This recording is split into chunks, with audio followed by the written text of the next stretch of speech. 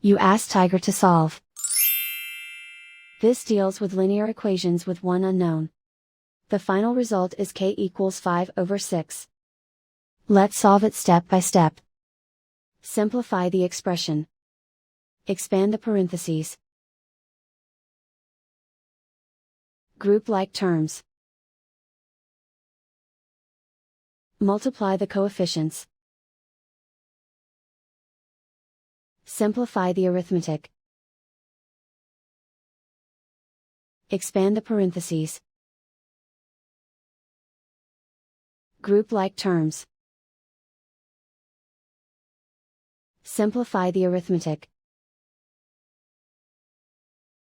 Group all constants on the right side of the equation. Add 5 to both sides. Simplify the arithmetic.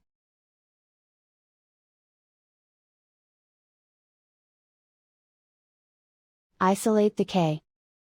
Divide both sides by 6. Simplify the fraction.